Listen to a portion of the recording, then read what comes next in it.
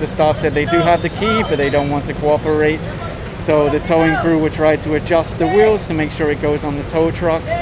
According to a nearby enforcer, they had this problem before. There was an expensive car parked on the sidewalk, and apparently or allegedly the staff didn't want to cooperate. The staff told Bong, if you think you can tow it, then you try and tow it. Well, there you go, it's on the back of the tow truck.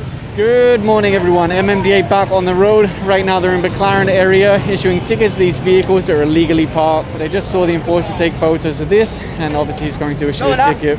Usually the cars that are parked here, the drivers are inside the nearby club. I just don't know what would happen if they come out and they've been drinking. And I think this little tricycle here is going to be impounded. The driver said he's using this for public transport, but obviously there's no license, registration, franchise or anything like that. And in fact, you'll see one of those vehicles already on the tow truck, and they hooked up to this one, but I can see the driver running out now. Problem is it's too late because the tow bar is already connected. Anyway, they're just lifting it up to complete the tow and then take it to Tamana in Marikina City. The MMDA are now clearing this inner street. I believe there was a complaint about this, and you'll see they do have support from the PNP, which is good because you never know what could happen, especially when you're deep inside. They're issuing tickets to illegally parked vehicles. I just don't know about the sidewalks. It's pretty much impossible. In fact, these little houses here are actually built in the road itself. To be honest, it's better handled by the barangay and city. The problem is if people complain to the Presidential Complaint Center and say the barangay and city aren't doing anything, that's the time the MMDA gets sent in to try and find some kind of solution. And if you're wondering why there's so many mosquitoes around this place, just look on the road.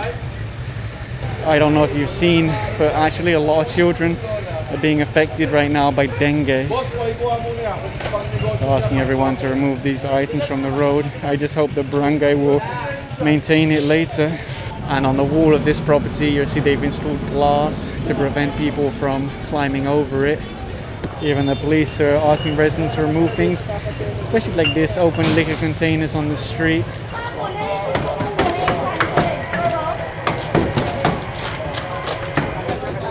Since these properties are installed in the middle of the road, you would wonder where does the electricity come from. I know recently someone sent me photos showing e-trikes being charged from jumper wires. I'm not saying that's the case here as well, but I'm just curious. Because if you look, this is really a road. Will Morocco install a power meter for a house that's built in the middle of the road? I'm not sure. It becomes more and more narrow with properties both sides. The smell is a little bit overwhelming also. It is difficult, I understand that, but it's just garbage all over the floor. It's like some kind of commercial property. But look at their fire exit door. Do not block the fire exit.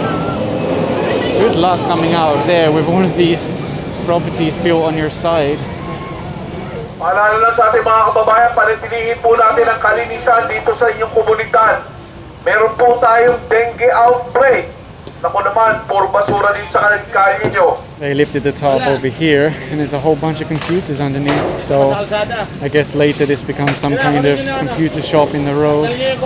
Timing for this gentleman. He just arrived now on his motorcycle, no helmet, no shoes. So we're asking for the license.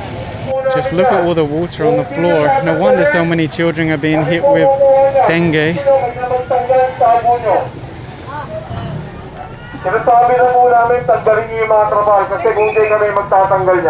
After seeing all the tiny wires being used for the air cons along here, I'm not surprised that there's always fires in places like this. The wiring to these units is incredible. I'm surprised the units even turn on, to be honest.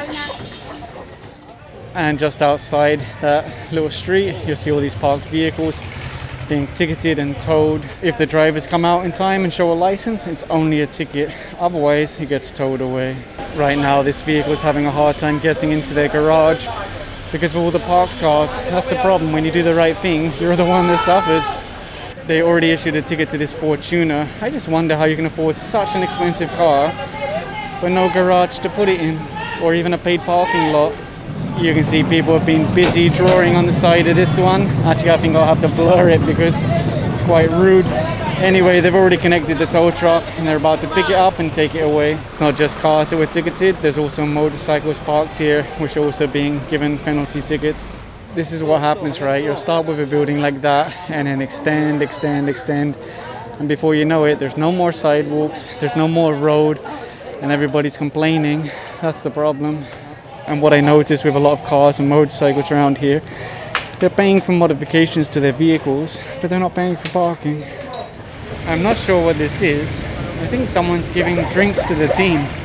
Maybe they saw yesterday's video when someone donated Dunkin' Donuts.